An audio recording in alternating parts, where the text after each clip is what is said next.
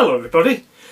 First off, UK people, have you seen the new Heine Haynes website? Oh, go and have a look.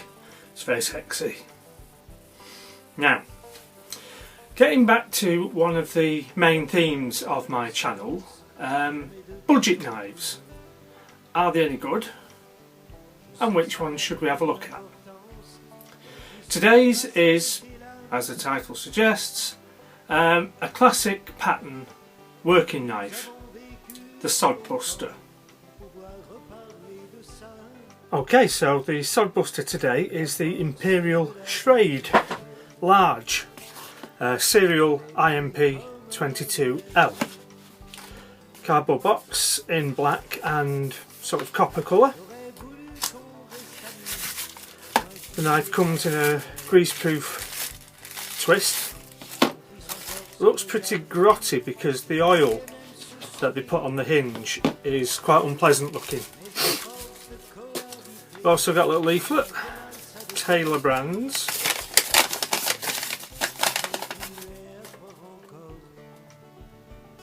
That just explains how to open the knife.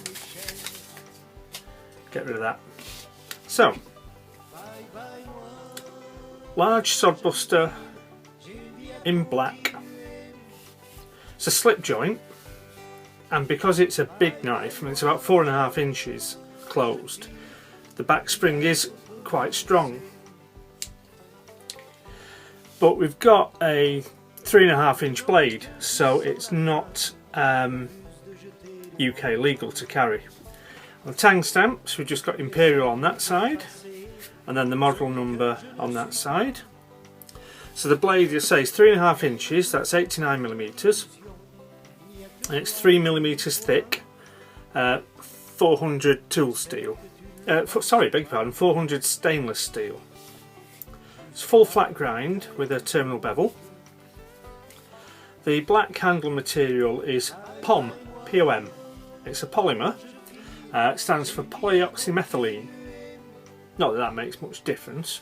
But the thing to know about this is that with a slight variation in the chemical formula, polyoxymethylene becomes Delrin, which Case used quite a lot amongst others. It's quite hard material, it doesn't absorb water very well, it's quite tough. Traditional construction, we've got a hinge pin riveted, 2 small pins, the back spring, 2 brass liners. That's pretty much it. Overall it's 22.4 centimetres long, which is just under 8 7/8 of an inch. So for a size comparison, a much more sensible UK pocket knife would be the Victorinox Spartan.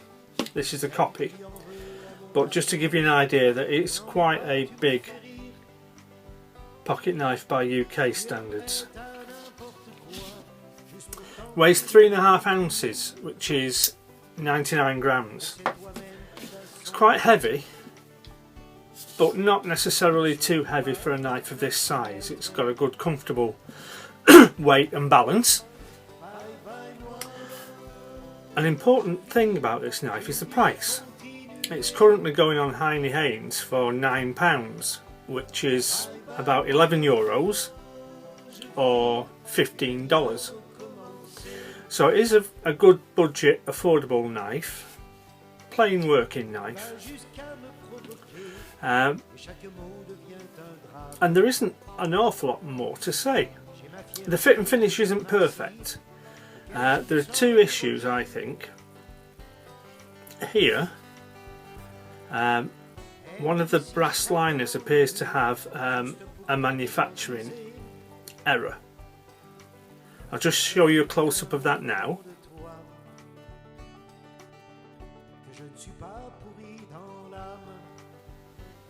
And I don't think that's crucial. As I say, it was only a £9 pocket knife. There are manufacturers out there who make knives at £9 and they'll all be flawless. But clearly on this one the decision was that that wasn't enough to merit discarding the liner. and incurring a cost there. The other issue is where the centre pin the centre pin goes through the scales on this side. There's a very slight crack which appears to be full depth. You can't really feel it with your fingers, but there is a possibility that that could worsen over time and perhaps the material may flake off or the crack might spread.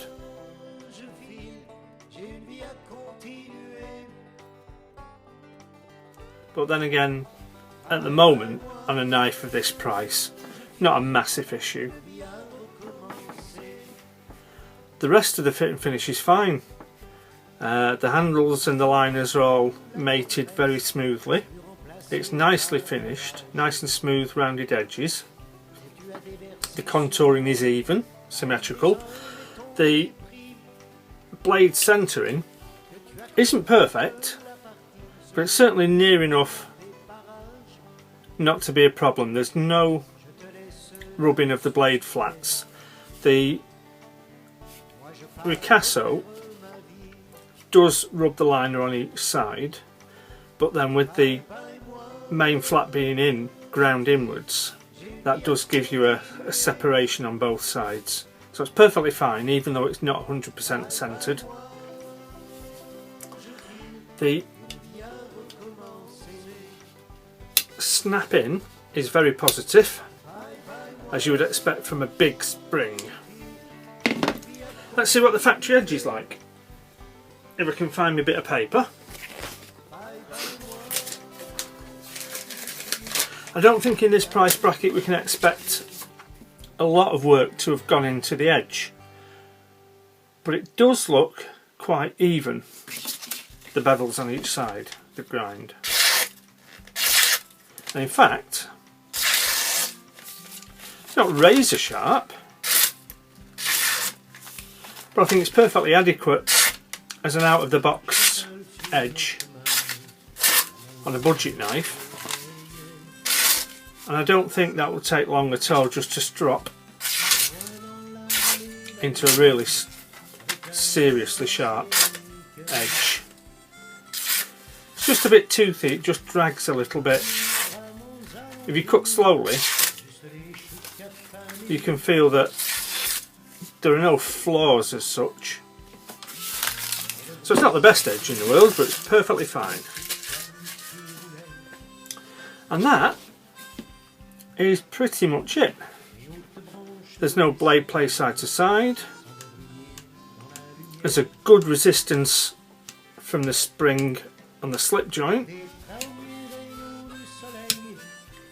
There's no half stop as such, but because the liners do grip the tang, it's not an adjustable pivot, it's just all riveted in. You do get a bit of grip when you get around the halfway point. It came with quite a bit of oil on it, and it probably is one that would benefit from being kept oiled, because there's no washers that I can see, and it certainly doesn't look like there's any room for washers. It doesn't feel like there's any washers. It does feel like the liners rub directly on the tang, and you can see in real life there are some scratches on the tang, so that's one to keep oiled, I think. Overall, I think that's a nice knife for the price. If you want a better knife, there are, as I say, lots of people who make Sodbuster pattern knives. Case makes some lovely ones, and there's plenty of custom makers who produce Sodbusters. Just again, we'll give you the size comparison. But for less than a tenner in the UK, if you want a big, simple working knife, I think that's alright. Thanks for watching.